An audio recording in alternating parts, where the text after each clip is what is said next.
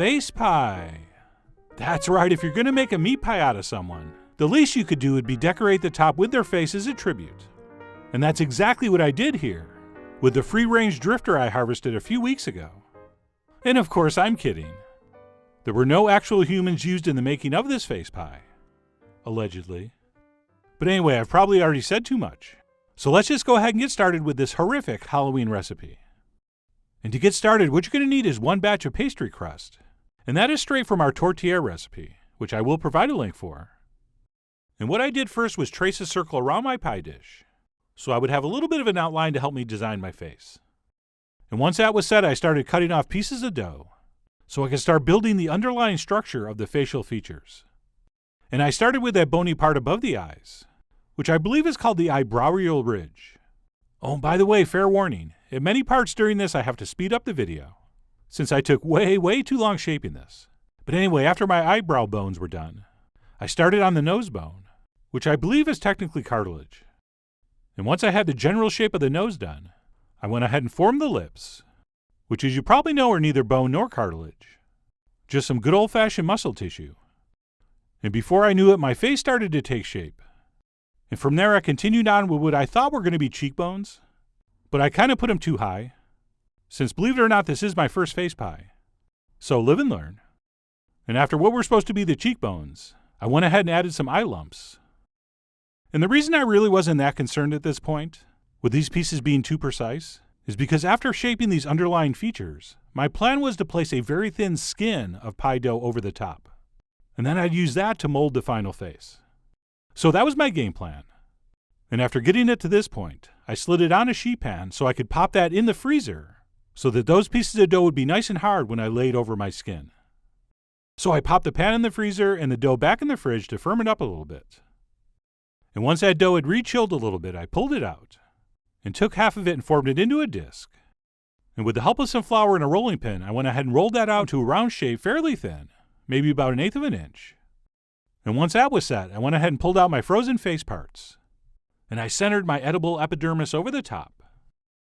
And then very carefully I used my fingertips to kind of push it and pull it into place. And because the dough underneath had been in the freezer and was nice and firm, and this dough I had just rolled was nice and soft and flexible, it was actually pretty easy to shape into what you're seeing here. And I think it was right about here that I realized my nose and lips were probably a little too big, but I was too far in at this point to change that. Plus, I didn't really care that much because this is a Halloween thing. And no matter how it came out, I was just going to say that's how it was supposed to look. And as far as smoothing and smearing the dough in certain spots, I found that dipping my fingers in some water really helped. And as with any time we're working with pastry dough, whenever it seems like it's getting too warm and too soft to work with, we'll just go ahead and pop it in the fridge for a few minutes so that butter firms back up. So that's what I did here. And then I went ahead and pulled it back out. And then using a chopstick, I made some nostrils, because my pinky was too big, and I didn't think a pencil would be sanitary. And then after creating some beautiful nasal passages, I moved on to work on the eyes. And my plan was to have one of them open and one of them closed. So for the open one, I cut some dough out of the center. And then for the closed one, I just cut a slit in the center. And then made a second cut right underneath, because I think that's what an eyelid looks like.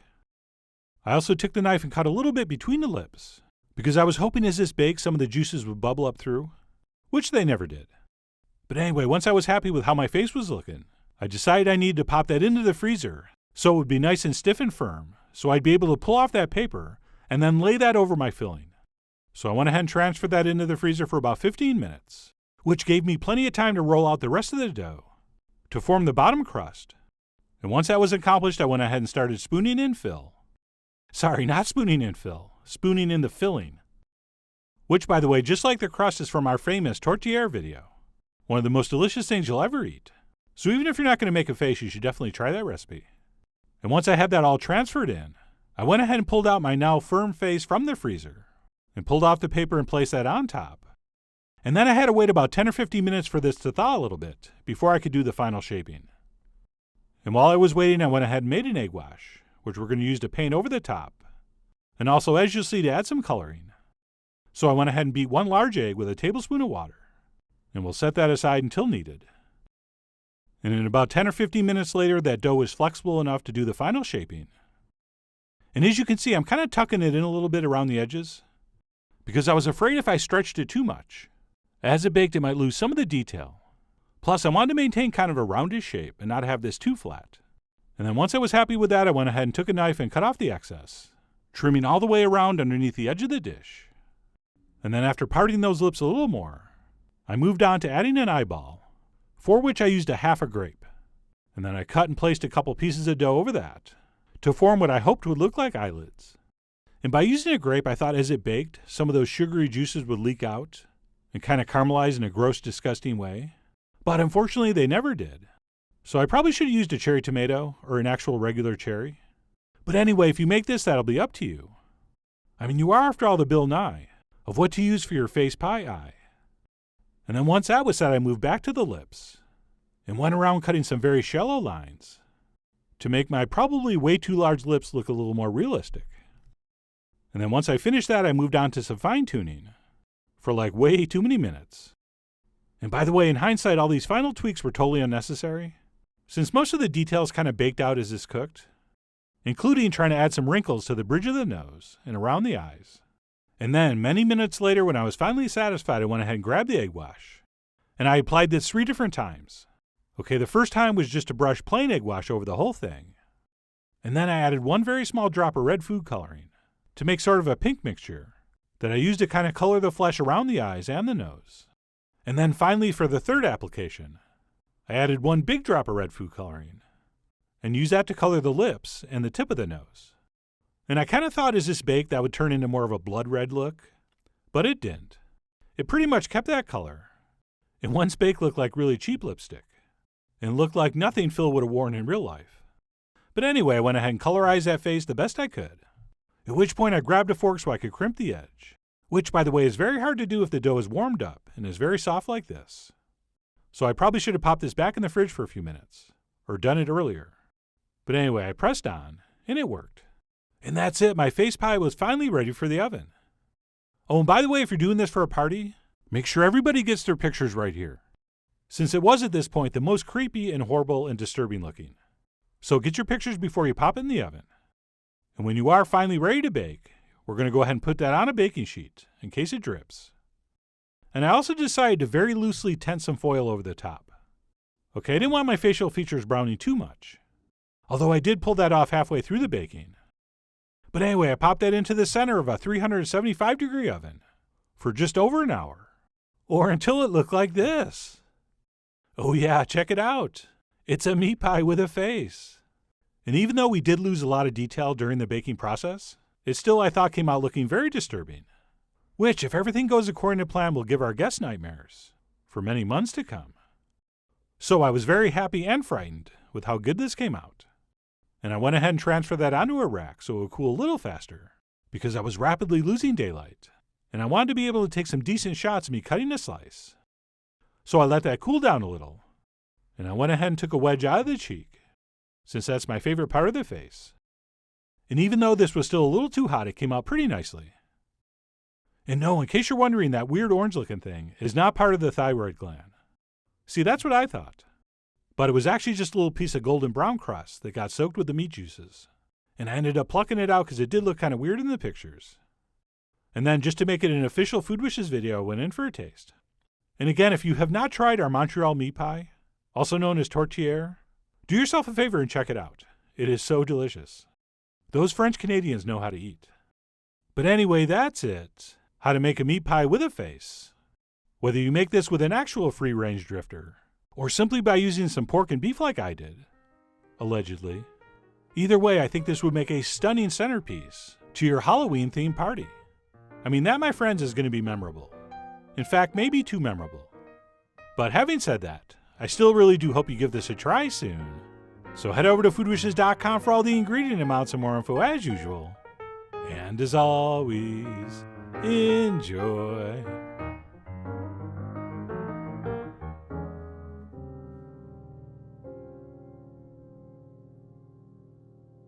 Hello, this is Chef John from foodwishes.com with Devil's Dentures. That's right, finally a Halloween treat that's actually scary.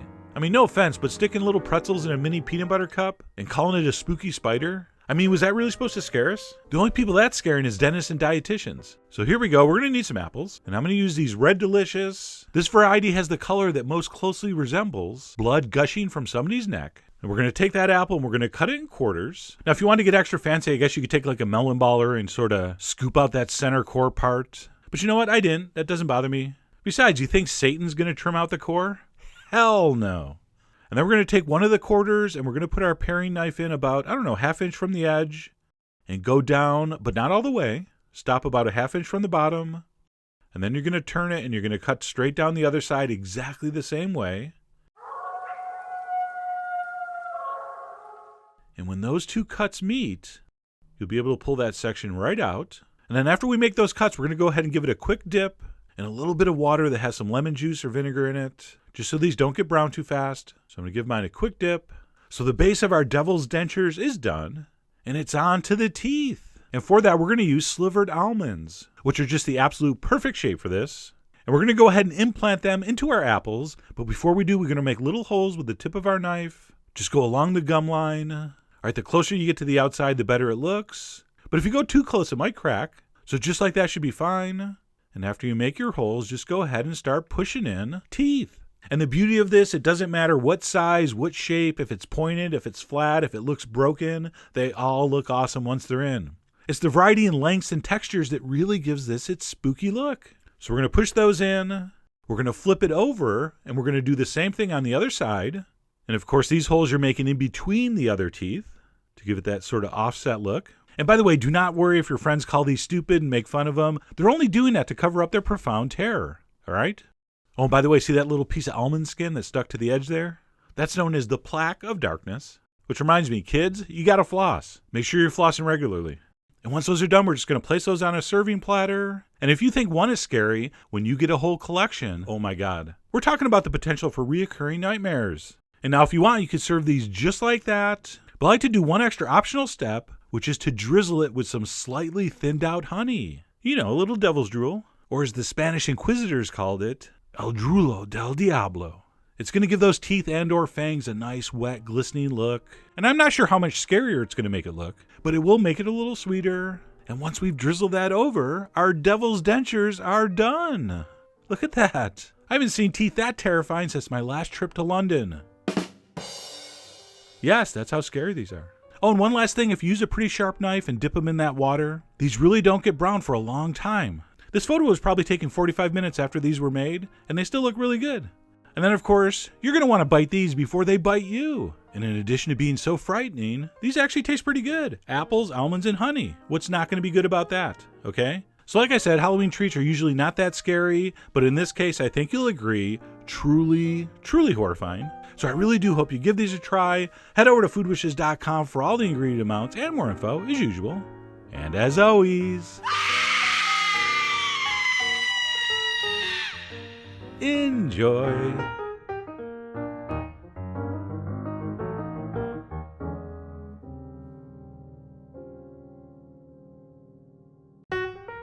Hello, this is Chef John from foodwishes.com with deviled ham.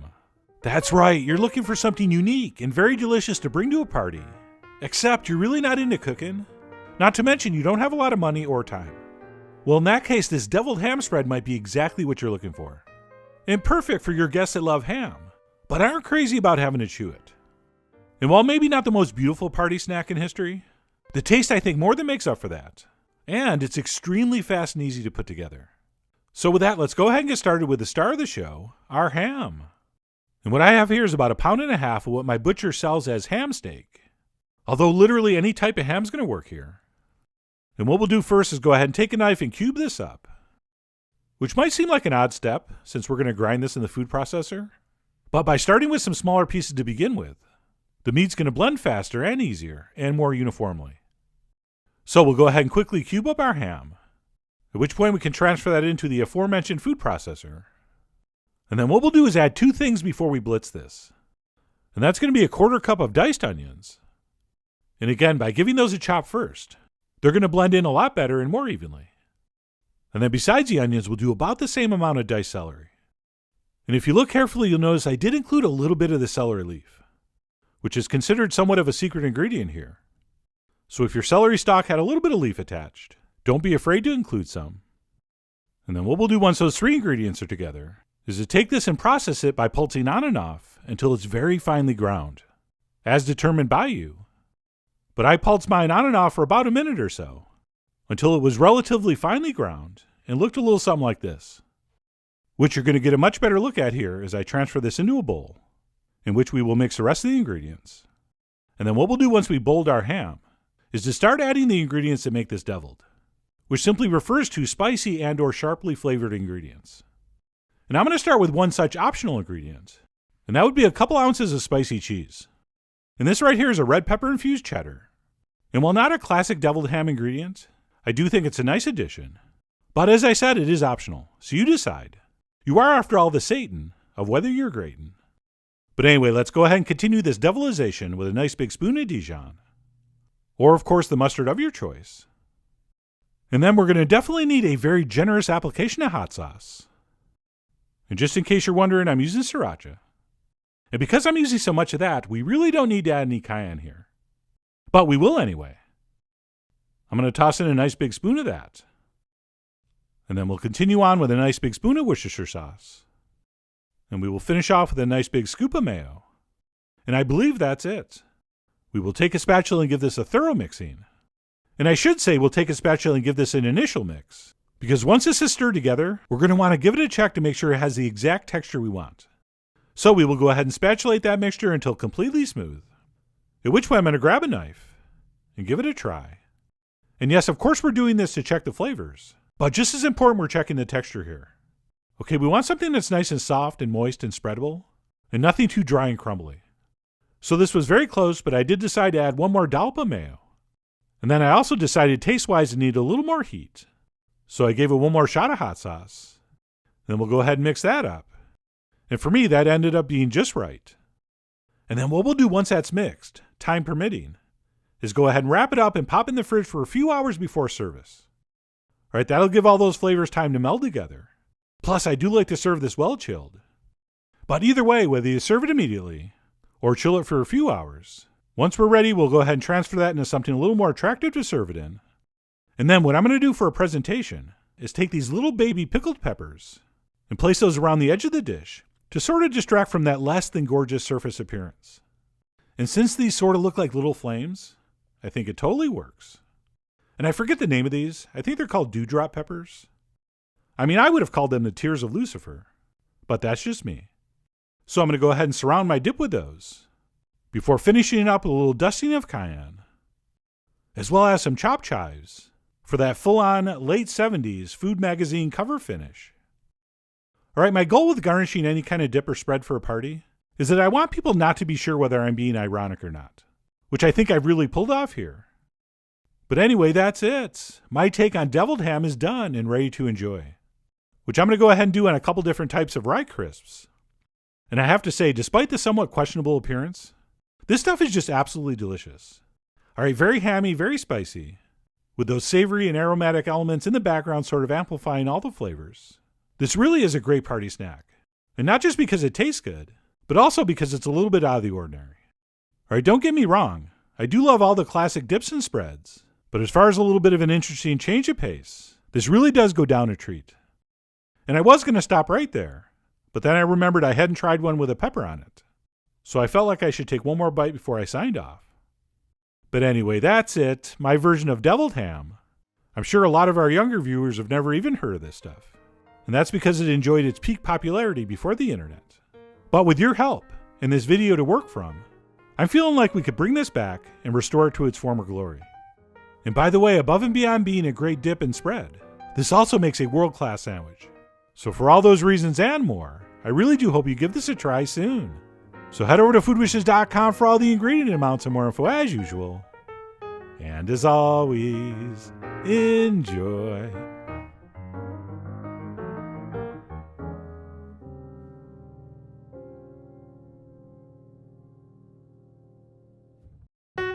Hello, this is Chef John from foodwishes.com with meringue bones and ghosts That's right, not only are these little sweet treats easy to make, they're also incredibly scary. Mostly because of the sugar content, but even still, these simple confections would be perfect for your Halloween theme party. And speaking of scary, a lot of people are very intimidated working with meringues, which is kind of silly, because as I'm about to show you, it's actually very, very simple. So let's go ahead and get started, and for that we're going to need a couple egg whites, and of course you're going to need one of these balloon-style whisks, and of course we're going to use that to beat these egg whites up, but before we do, we're supposed to add a little pinch of cream of tartar. But I'm not going to, because who the heck has cream of tartar? Instead, I'm going to just put a couple drips of lemon juice, because they say a little bit of acid will help stabilize the egg whites. And I would love to fully explain what that means, but I'm not really sure. For more info, you could Google or you could check out some old Alton Brown reruns. But anyway, we're going to take our whisk and we're going to start beating.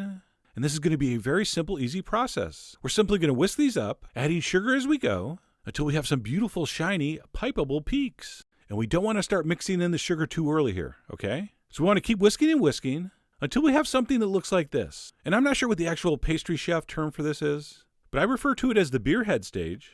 That's the point at which we can start adding our sugar little by little. So basically this is just add some sugar, whisk for half a minute, add a little more, whisk it in, add a little more, until all your sugar has been introduced. And by the way, I mentioned this is a very easy, simple technique, which is true if you use an electric mixer. If you do this by hand like I did, it actually takes a long time. But you know what? I had someone watching me, and I wanted to impress them by how fast I could do this by hand. But of course, instead of commenting on how strong I was, all they could talk about was how much I was sweating. But anyway, the point is, if you have a mixer, use it. And that's mostly because when you add sugar to egg whites, it just takes a lot more time and effort to get the peaks you're looking for. But anyway, we're going to keep whisking and whisking until we have something that looks like this. A beautiful shiny meringue that will hold a shape. All right, so you can see how that stuff is kind of piling up when it falls off the whisk and holds those nice sharp lines. That's exactly what we're looking for. And at that point, we're going to transfer this into a piping bag and make whatever shape you want. Today we're doing bones and mini ghosts. So I'm going to go ahead and start with the bones. And it had been quite a few years since I did this, so I was experimenting with different techniques. For this first one, I did the bone first, and then I added the joints on either end. So that worked okay, but for the second one, I decided to go with the joints first, and then make the bone, and then finish the joints on the other end. And the beauty of a project like this is don't worry too much about what it looks like now. When these are done and all piled up on a plate, they're going to look awesome. No one's going to say, hey, which exact bone is that? If you got a few bumps here and there, a few points here and there, it's fine. You could just tell people those are demonic bone spurs, or the first signs of osteoporosis, or in this case, ghostioperosis. Oh yeah, even the puns are terrifying. But anyway, I'm going to pipe out a pan of bones, and we'll set those aside while we use the rest of the meringue to make little ghosts, which are even easier than the bones because all you're going to do is pipe up a little swirl of meringue like this. And when those are cooked, they're going to look exactly like small ghosts, or at least what cartoonists in the early part of last century thought ghosts looked like. And as you can see, I'm using some extremely frightening backlighting. And speaking of shadows, if you're my age, do you remember that show Dark Shadows? Man, that was a creepy show. That show caused a lot of nightmares growing up, almost as many as Captain Kangaroo. But anyway, we're going to do a pan of ghosts, and at that point, we're going to transfer our meringue treats into a preheated 225-degree oven for about an hour until the meringue is cooked firm and pretty much dry to the touch. But you're not done. Don't take them out of the oven yet.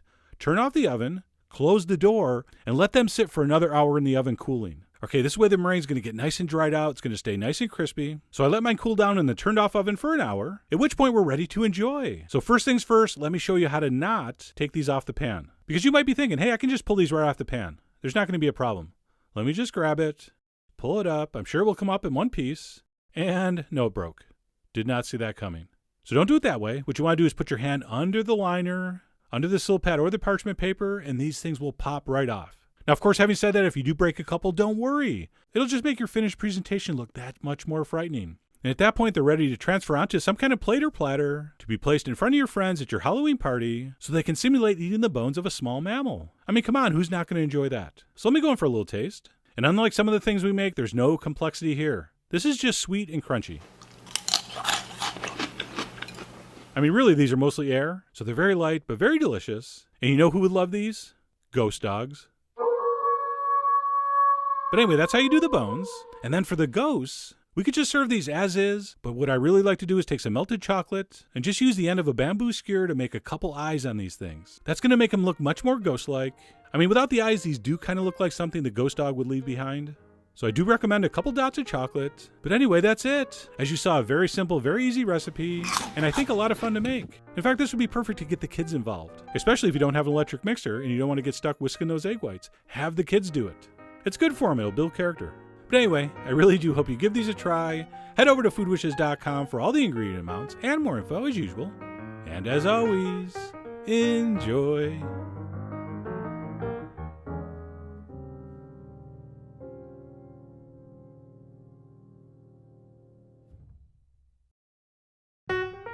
Hello, this is Chef John from foodwishes.com with Mini Meatloaf Ghosts.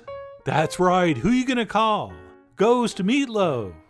Oh yeah, I'm gonna show you how to take your favorite meatloaf recipe and turn it into these absolutely adorable, yet still incredibly terrifying edible apparitions.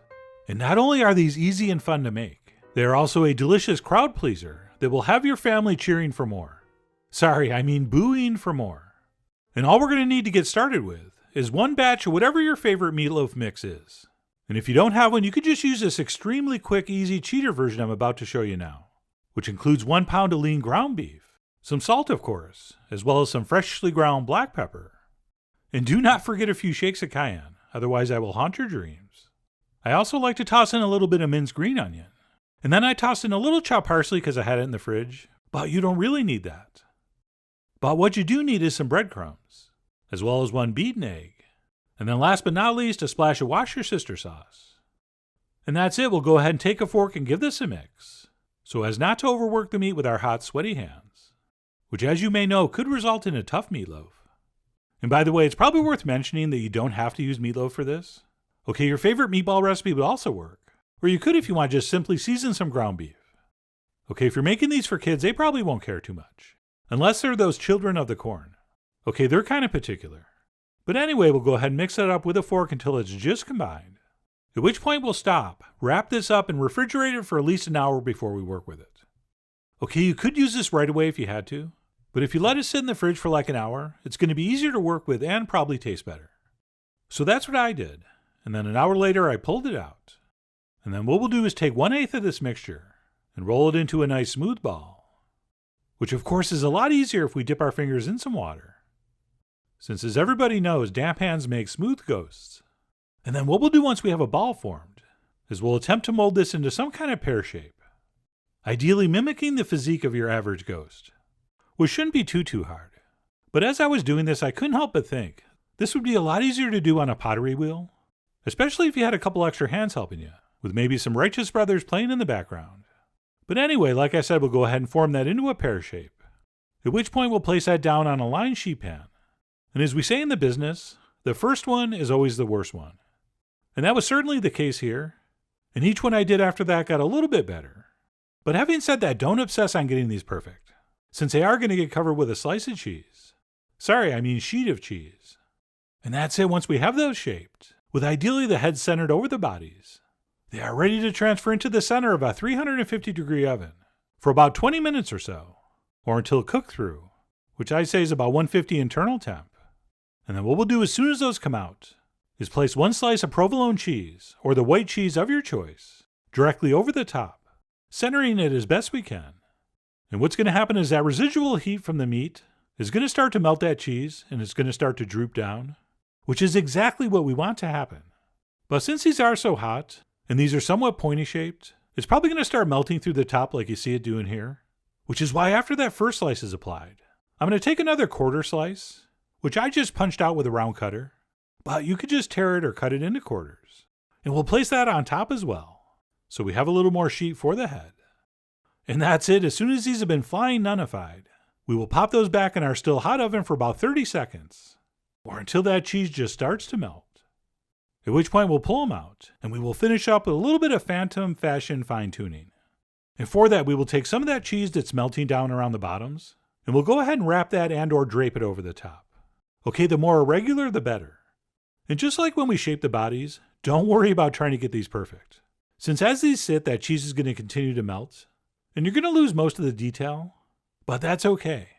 Because as you'll see, once these sit for a minute or two, the appearance is going to become very ghost-like. And not just with the shape, but also the color. Okay, most Halloween-themed ghost-shaped foods are too white, But here, our sheets are way more realistically dingy. I mean, you think ghosts have access to washing machines? Well, they don't. So after a few centuries, their sheets get pretty nasty. But anyway, once we're happy with how that part looks, we will take the tip of a knife and form the eyes and the mouth. Whoops, I just hit the tripod. Or at least I hope that was me. And I think the secret to a truly terrifying ghost face is to make the mouth more vertically shaped than horizontal. Okay, I want my ghost to look more like it's screaming and not like it's smirking. But anyway, do it any way you want, since when it comes to the facial expression, you are after all the Patrick Swayze of how crazy. But personally, I don't want a pleasant smile and prefer something much closer to a tortured scream. Oh, and do not try to form a nose. Alright, everybody knows your nose falls off when you decompose. Oh, you didn't know? Well, now you have that to look forward to. And that's it. Once we're done forming those facial features, we can finish up by going around maybe tucking in the sheet a little bit. At which point these are ready to serve with whatever sauce we're going to pair them with. Which in my case is going to be a pool of blood. Oh yeah, I got a couple really nice pints from a free-range grass-fed drifter. Although not really so much grass-fed as grass-sedated. But anyway, if you can't find blood to serve these on, you can substitute with a mixture of ketchup, barbecue sauce, and hot sauce, which is also very nice. And that's it, my mini Meatloaf Ghosts were ready to enjoy. And yes, I know that is a very haunting image. But who cares how cool these look? Or how ghoul these look? If they don't also taste good. Which these did. Okay, not surprisingly, a hunk of meatloaf covered in melted provolone cheese is very tasty.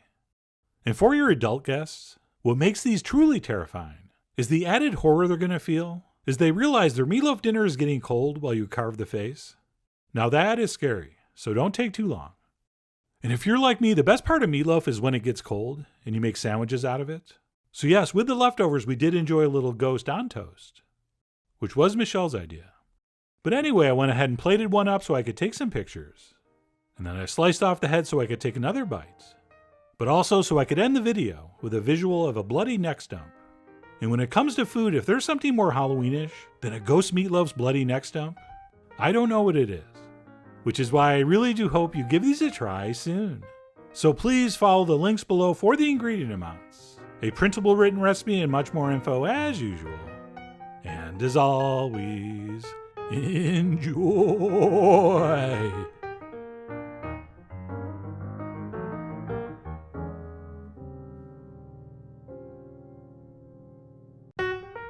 Hello, this is Chef John from foodwishes.com with Zombie Meatloaf.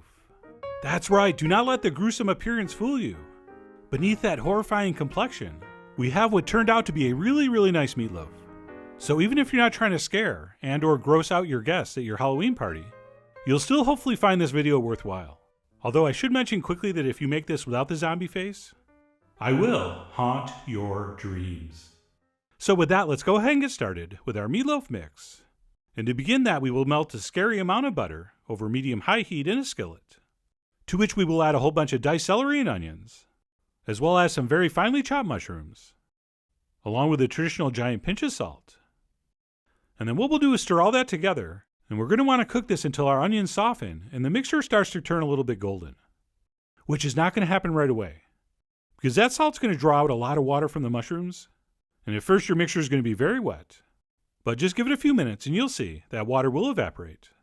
And eventually the mixture will dry out and saute up nicely. And we'll cook that until it looks a little something like this. And once it reaches this stage, what we'll do is turn off the heat and add the following ingredients. We will toss in some finely minced garlic, as well as a healthy dose of freshly ground black pepper. I'm also going to toss in a nice pinch of dry thyme. And then we'll finish up with a little bit of ground cayenne. And what we'll do with our heat off is go ahead and stir that in, since there is going to be enough residual heat to take the raw edge off that garlic. And that's it. Once all that's incorporated, we'll simply let that cool down to room temperature before adding it to our meat. Speaking of which, cue the meat. In this bowl I have 3 pounds of ground beef. And in case you're keeping score at home, that is the 85% lean variety. And what we'll need to do is season that up with some kosher salt, which always looks like too much, but it's not. It's the perfect amount. We will also add a splash of milk or buttermilk. I'm using buttermilk because of the pie. Let's also toss in 1 beaten egg, as well as a nice splash of Worcestershire sauce, which, by the way, I'm getting pretty good at pronouncing. But anyway, let's go ahead and finish this up with some ketchup, as well as a generous sprinkling of dry breadcrumb. And that is going to be it for our monstrous meatloaf mix. All we need to do now is add our now cooled vegetable mixture. And once we have everything together, we're going to want to combine this thoroughly using probably our hands, which really does the best job for something like this. And yes, for a zombie meatloaf, it does help if your hands and arms look like a werewolf. But even smooth, hairless ones will work. And we'll go ahead and mix that until it's thoroughly combined, but no further. Okay, once we think it's mixed, we'll stop. At which point we will cover that in plastic and pop it in the fridge until we're ready to use it. Alright, not only is this stuff going to be easier to shape if it's cold, but we also need a little bit of time to form our eyes and teeth, which we're going to do using an onion. And what we'll do once that's peeled is simply make 2 slices on the side like this, which should give us a couple somewhat eye-shaped pieces. And then since it's not really an eye unless it has a pupil, I'm going to go ahead and push in a couple cloves into the center. And that's it. So nothing too tricky. And then what we'll do for the teeth is slice off another section about 1 inch wide and cut those into a few tooth-like sections as shown. And then once those are done, we can move on to shape our zombie head, which I'm going to do on a sheet pan on which I've placed down a piece of parchment paper. And if you'll notice, I sprinkled a little bit of water under that sheet so it doesn't slide around. And what we'll do using some damp hands is transfer our meat onto that sheet pan, and then to the best of our abilities, form some kind of skull-like shape. And while I'm no anatomy expert, I do know we need some kind of nasal cavity, as well as some freakishly large eye sockets, and of course some kind of mouth. And again, you'll want to keep your hands damp so the meat doesn't stick to your fingers. So we'll go ahead and orifice the meat. And let me spin mine around so you can see how I did. So that's looking pretty good, and by good I mean bad. And we are now ready to proceed to the most fun step, the baconing. And what we're attempting to do here is cover the surface with bacon, so they sort of look like the muscles on a face if the skin's been peeled off. And the only real tip I can give you here is try to get the ends of the bacon to end up either in an orifice or underneath the skull. And if you're wondering, did I Google a picture of the muscular structure of a face to help me with this? Yes I did. And did that help? No, not really, but it didn't hurt. But anyway, we'll go ahead and cover our skull in bacon, as shown, in some sort of semi-symmetrical way. And then what we'll do once our surface has been covered and looking something like this is go ahead and press in our eyeballs. And we'll want to make sure we're pressing those in nice and deep. Okay, the last thing you're going to want with a zombie meatloaf is bulging eyeballs. So we will make sure those are well pushed in. And then of course we'll also go ahead and place in our teeth. And then once we decide we're happy with our dental work, we will move to the final phase of this face. And that'll be to place down a few more strategically placed strips of bacon that sort of overlap the edges of the eyes. And I really think it's these last few pieces that gives our zombie meatloaf that truly realistic look. Or I'm overthinking this. But anyway, I draped over a few more strips here and there. And obviously when you make yours, the exact placement will be up to you. I mean, you are after all the undead of all that stuff I just said. So you go ahead and place those wherever you think they look good. And don't be afraid to use some torn or strangely shaped pieces, since I think that's going to add to the whole effect. And then at some point, no matter how fun this is, we're going to have to stop and do one last step before we can put this in the oven. And that's to take some kind of spatula and go around making sure all the bacon is well tucked underneath. And then once that's been accomplished, we are finally ready to bake this, which we'll do in the center of a 325-degree oven for about an hour, or until we reach an internal temp of 155. And about 10 or 15 minutes in, I got scared my onion eyes were going to brown, so I went ahead and covered those in foil and continued baking at 325 for, like I said, about an hour or so, until it looked like this. And yes, of course, we could have done this in a very hot oven and tried to get crispy bacon, but I was afraid it was all going to contract and not look as good. Plus, I think a meatloaf is much better and much moister, cooked at a lower heat. And I'm going to talk more about that on the blog. But I did want to acknowledge I sacrificed crispy bacon for a more realistic look. So I went ahead and uncovered the eyes, and then spooned out some of the juices from our nasal cavity and mouth, although it may have been scarier to leave that in. And then as far as serving goes, what I did is transfer this to a cutting board. and decide to go around the edge squirting some blood sauce, which I will give you the recipe to on the blog. It was just barbecue ketchup and hot sauce. So I went ahead and applied some of that to the outside edge, as well as into the mouth. And that's it. What I'm calling a zombie meatloaf is done, and ready to terrify my guests. Although I have to admit, this is really not that scary in the middle of the day. But imagine this at night, with candlelight. I imagine that's going to be pretty scary. But anyway, that concludes the gimmick stage of the video. And we can move on to was it a good meatloaf? Which it really was. So I sliced off a few pieces of chin, and served that with a little bit of blood sauce over the top, next to some monster mashed potatoes, which are just like regular mashed potatoes, only with a different name. And even my buttered asparagus was scary, because it was grown by pagans. I'm sorry, not pagans, vegans, but still pretty scary. So I grabbed a fork and went in for a taste. And this really did turn out to be a moist and flavorful meatloaf. Okay, all those veggies, especially the mushrooms, really helped add a lot of moisture. And it's always been my experience that things roasted with like a pound of bacon wrapped around them usually come out tasting pretty good. And this certainly did. So even though you might not want to make this into a horrifying zombie face, I still think you're really going to enjoy this recipe. But having said that, I really do hope you take the extra few minutes to make this look frightening and grotesque. But either way, I really do hope you give it a try soon. So head over to foodwishes.com for all the ingredient amounts and more info as usual. And as always, enjoy.